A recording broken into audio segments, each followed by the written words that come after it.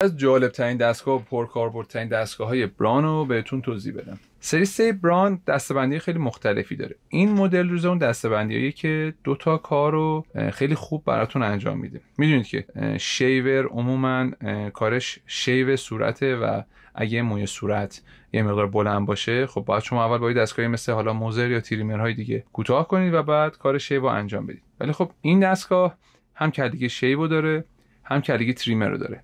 یعنی اگه موی صورتتون بلند باشه، شما با این کلگی تریمر میتونید کوتاه کنید و با این شیور از ته کار اصلاح انجام بدید. شونه هم روش نصب میشه. یعنی شما اگه بخواید ریشتون رو درجه بندی کنید، با این شونه که از 1 تا 7 کار اصلاح انجام میده، این شونه رو روی این تریمر میذارید و کار اصلاح رو انجام میدید.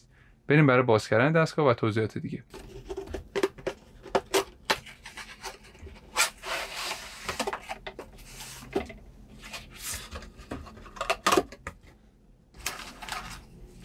خود دستگاه است.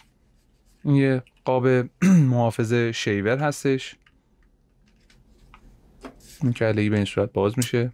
این کلگی تریمر هستش که شما به این صورت نصب میکنید. با این به راحتی میتونید کار کوتاه کردن رو انجام بدین و اگه این شونه ها رو روش بذارین میتونید درجات مختلف اصلاح کنید. شونه ها رو ببینید، میتونید به راحتی درجات مختلف اصلاح کنید و توی این چندین سایز مختلف اصلاح داره. به راحتی شما میتونید هر سایزی که بخواید کارهای اصلاح باهاش انجام بدید. یکی از دستگاه بسیار پرکاربرد هستش توی برند بران، از این بابت که شما با ترکیب این دوتا کلگی دیگه تقریبا میشه گفت نیازی به دستگاه دیگه ندارید.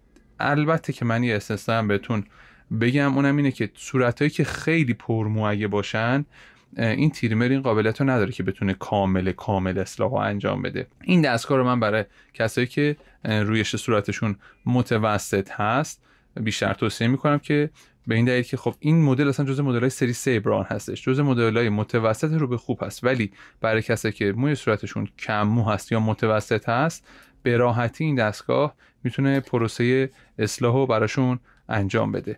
این کلگی به صورت عمود در میاد و این جاش میشینه. این کار شیو انجام میده، اونم که کار تریم کردن. این تیغ به این صورت بازی داره روی صورت و اگه شما هر روز یا روز زمین با این تیغ اصلاح بکنید، این تیغ حدوداً بین 18 تا 24 ماه باید عوض بشه. دستگاه به صورت شارژی هستش. این دستگاه به سفارش UK و CA، یعنی به سفارش انگلیس و کانادا هستش. کامل وت اند درای، یعنی شما میتونید از این دستگاه داخل حمام استفاده بکنید و کف ریش به صورتتون بزنید. بسیار دستگاه خوش دست و خیلی ایدئال و خوبیه. قطعات یدکیش هم جزء رنج قیمتی مناسبی هستش و همیشه هم قطعات یدکی این دستگاه، مخصوصا این تیغ و توریش، همیشه در دسترس هستش. پروسه تریم کردن صورت با این دستگاه به این صورته که شما هم با این تیغ میتونید اصلاح کنید، هم خب 5 تا شونه دارید دیگه، شونه های 1 2 3 5 و 7. اینه برای مواقعی شما بخواید تهریشه مقدار بلندتر بذارید، شماره پایین‌تر هم برای اینکه شما بخواید تهریشه خیلی کوتاه‌تر بذارید و از شماره 1 میتونید برای مواقع استفاده کنید که ریشتون خیلی بلنده و میخواید صورتتون رو شیو کنید.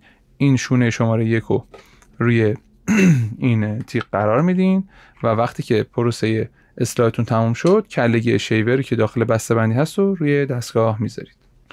محتویات داخل جعبه رو بخوایم صحبت بکنیم راجبش، به ترتیب محافظ توری هست. این محافظ این توری هست. این کلگی مخصوص اصلاح کامل و شیو کردنه. کلگی تریمر هست که همونجوری که توضیح دادم بهتون برای کوتاه کردن موهای بلنده. 5 تا شونه داره برای اینکه نصب بشه روی کلگی تریمر، سایزهای 1 2 3 5 و 7. آداپتور دستگاه که شما وقتی، چون این دستگاه ضد آب کامل هست، این دستگاه با برق مستقیم کار نمیکنه، باید آداپتور رو بزنید به دستگاه شارژ کامل بشه. بعد از اینکه شارژ کامل انجام شد خارج کنید و استفاده بکنید. کیف دستگاه هستش که داخل این بسته‌بندی هست. کیف ساده‌ای هستش که یه حالت جنس پرزنتیتور داره. برای شونه ها هستش این کیف، برای ریش تراش نیستش. کاتالوگ و اینم که مشخصات دستگاه.